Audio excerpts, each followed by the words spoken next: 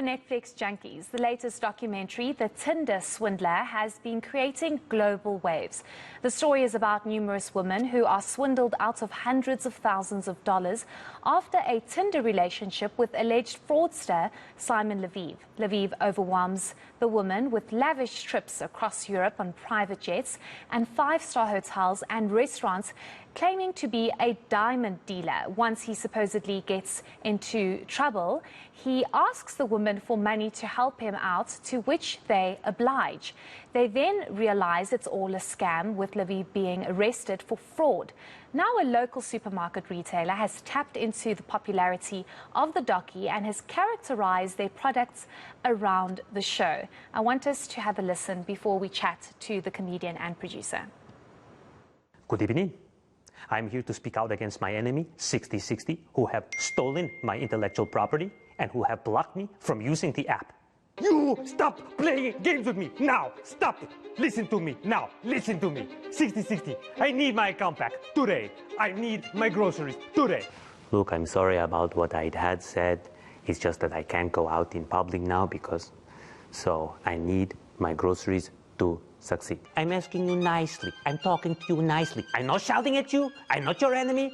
I don't even want access to the app. I'm just asking you to meet the list of my demands, which is candles, caramel milk chocolate, medium to low priced Prosecco, biltong, and dental floss.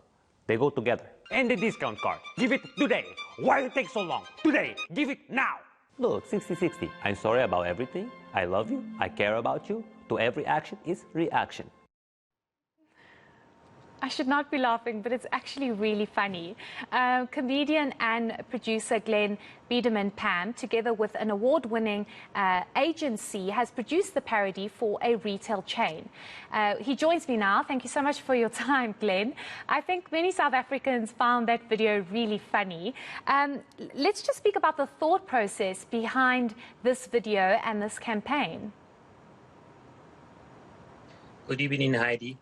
I think I recognize your face, Tinder, and I'm here to 6060. No, Heidi, thank you so much. Great to be here, and good evening to your watchers. Is that what you call them? Watchers. Your viewers. That's what you call them. Yeah, I think what was the question? The question was the question was the thought process behind this, and they're called viewers.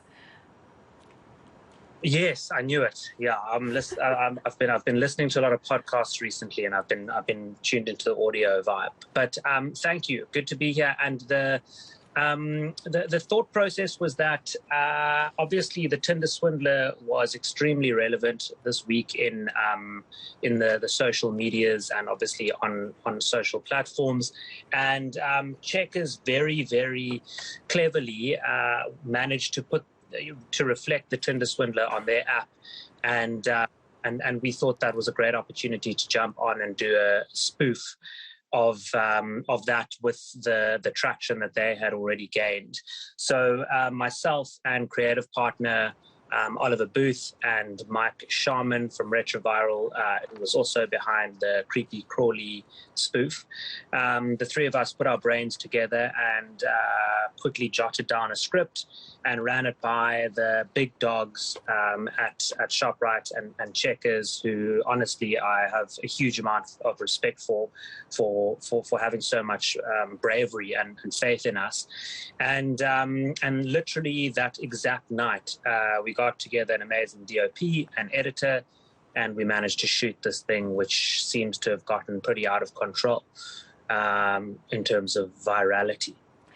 Just tell us whether or not it's actually working, because I actually had to watch it a couple of times to realize what it was all about, because it was just so funny. But I'm curious to know whether or not you are succeeding in what you wanted to achieve, and if this campaign is actually working. whether it's working or not. Well, Heidi, I think the key to that is maybe to watch the Tinder Swindler first. And if you haven't watched that, that's okay. I can see you doing your best to try and pretend you have watched it, but it's okay if you haven't. I have watched it. Understand. I have watched it, and you actually look like him. I wanted to say that, but I didn't want to offend you. There's a stark similarity there. I don't know how you feel about looking like him. Well, that's the thing, is that it's working because I think everything just sort of like aligned in our favor. You know, we had checkers who gave us the opportunity. We had myself, who quite literally looks like this guy, very unfortunately, although I do believe he is fairly good looking without his shortfalls of being a complete con artist. But yeah, I think it works. I mean, I don't know what the numbers are in terms of like the click-throughs and all of that. I hope checkers have made wonderful sales, or 60/60 have done hundreds of thousands of deliveries this weekend. But all I can say is that it's all about, it's about acting fast and clever marketing. And, the genius that is Mike Sharman, who is able to turn something that's funny into marketing, also is massively important in something like this. And like already, I think like 500,000 views on TikTok. I would probably say that, yeah, it is working. I mean, you see companies spend millions and millions of rands on these massive brand ads, which are, which maybe get like 200,000 views worldwide, whereas this is, in like the space of 48 hours got like triple, quadruple that. So it's just about being clever and being able to execute something. You don't have to always be the leader in putting. It's not about the money; it's about the idea. Certainly. Glenn, I just want to quickly ask you if you think people using parody as a way to communicate is more of a successful way and more of an impactful way to get messages across and to communicate, because I think many have watched the Tinder Swindler and many can relate to this. So using parody to communicate certain messages, would you say is a better way, especially with certain kinds of messages? I think comedy is a fantastic way of marketing. It's like I really do feel like it's because the reason is that the audience need to listen in order to get the joke. So to get someone to listen, you have to be concentrating, and if you're concentrating, you're getting the message across. So it's like if you go to a stand-up comedy gig, if you're not listening or concentrating, you're not going to get the joke. And that's why I think comedy is such an effective tool in marketing, because if you're not paying attention, you won't get it.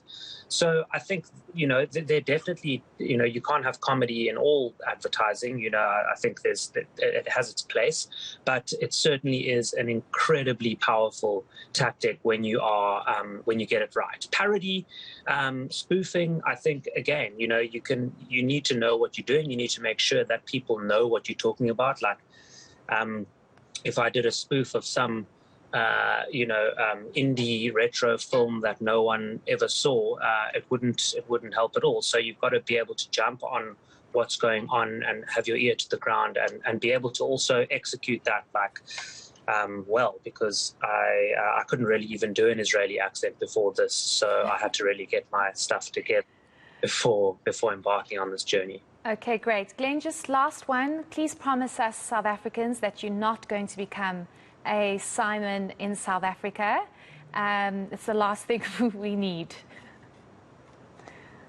I can't promise anything, Heidi. I really can't. Yeah, because sometimes, like, I inside of me and come out, and like I'm now on Tinder, and I need it now. I need it right now. No, I think that Jeepers. I honestly couldn't think of anything worse than what he's done, and at least something good has come out of it.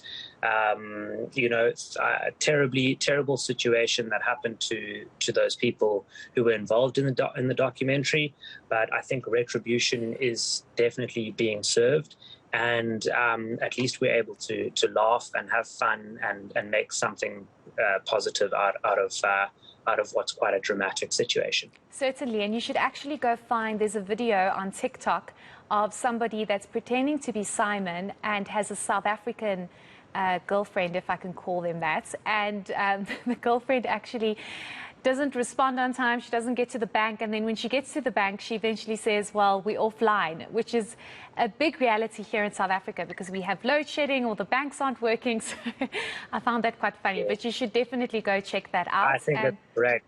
Yeah. Yeah. That's a friend of mine, Suhail Isai. He's a fantastic comedian. Shout out to you. He deserves all the love. And he's a doctor as well. So well done to him, and I'm glad that people are doing good comedy out there. Thank you, Heidi. Thank you so much.